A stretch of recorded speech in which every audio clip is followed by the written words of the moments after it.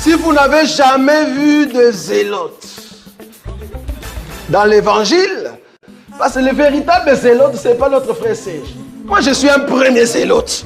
Parce que j'ai donné la définition de ces zélotes-là. Nous sommes des hommes qu'on a déjà tués depuis longtemps. Un cadavre qui marche.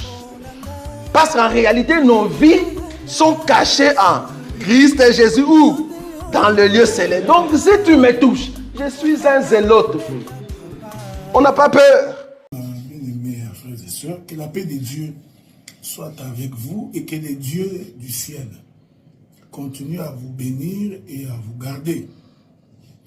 Nous voudrions aujourd'hui nous exhorter sur la manière dont la question sexuelle est abordée dans nos églises. La majorité des églises aujourd'hui, au lieu de nous enseigner les mystères du royaume, au lieu de nous parler de Christ, au lieu de nous parler des choses de Dieu, ils ont transformé la chair en une tribune des cours de sexologie. Donc c'est sans gêne, sans vergogne, sans considération que nous trouvons aujourd'hui des pasteurs qui parlent du haut de la chair, de la manière dont l'homme et la femme devraient se prendre au lit, des exploits. Il y en a même qui se sont permis d'ouvrir leur téléphone pour que les gens appellent de partout où ils sont pour nous raconter leurs ébats sexuels. Cette chose-là est véritablement antidoctrine et c'est contre la volonté de Dieu. Il est certes vrai, nous avons des problèmes dans nos foyers. Il est certes vrai que beaucoup de gens font face à beaucoup de difficultés dans leur foyer. Mais je crois, quand on est censé et qu'on a le Saint-Esprit et que, de par l'intelligence que nous accorde le Saint-Esprit et que nous y avions ajouté de la sagesse, il y a des questions que l'on n'aborde pas du haut de la chair dans un culte solennel. De la même manière que le monde aujourd'hui a banalisé la pornographie. Vous savez, il y a quelques années, pour accéder à des sites pornographiques, on vérifiait la majorité des gens qui voudraient y accéder. Il y avait des restrictions sur nos tablettes, des restrictions sur nos laptops, sur nos ordinateurs, sur nos téléphones. Il y avait des restrictions. Mais aujourd'hui, on a tellement banalisé la sexualité. La pornographie se vend comme des petits pains.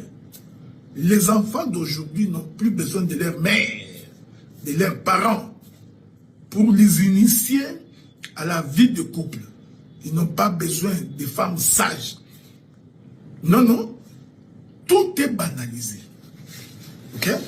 Sur nos pages Facebook, sur nos pages TikTok, sur nos pages Instagram, sur toutes nos pages, on a pris tout ce qui est sexuel, on a banalisé.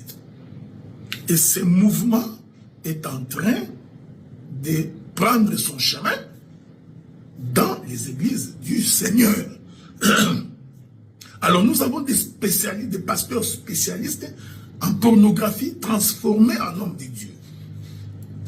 On utilise la chair pour parler des intimités, alors que le frère Paul nous exhorte, s'il est possible, qu'il ne sorte de notre bouche que des paroles qui édifient. Que rien de malséant ne soit dit, ne soit prononcé de nos bouches. D'autant plus que nous sommes dans une assemblée où des fois nous sommes avec nos beaux-frères, nos beaux-fils. Nous y venons avec nos enfants, nos belles-filles, nos gendres, nos petits-enfants. Et nous venons pour venir assister à un culte de sexologie. Et vous allez voir la manière dont même les hommes, les femmes de partout dans le monde se connectent pour aller écouter des bêtises. Je m'excuse. C'est ce que la Bible appelle la bestialité. Ouais, c'est une bestialité. Donc, les gens se connectent de partout. Tu peux avoir des frères et des sœurs dans l'église où tu pries. Mais ces frères-là sont connectés pour aller écouter des choses qui n'ont rien à voir avec la parole. Si vous voulez parler des questions intimes dans des couples, organisez des réunions dans ces cadres-là. Et ces réunions-là, pour des raisons de bienséance, devraient être des réunions privées. On ne devrait pas les filmer pour le publier plus tard. Non.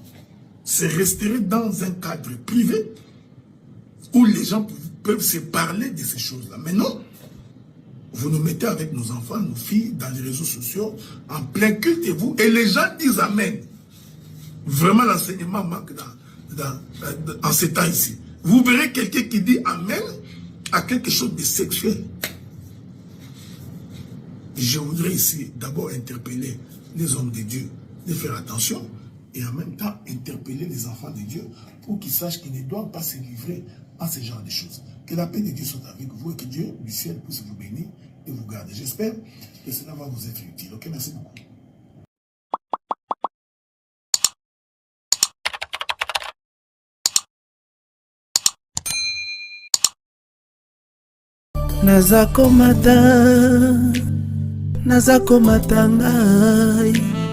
Nazako matangai, nga nazako mata.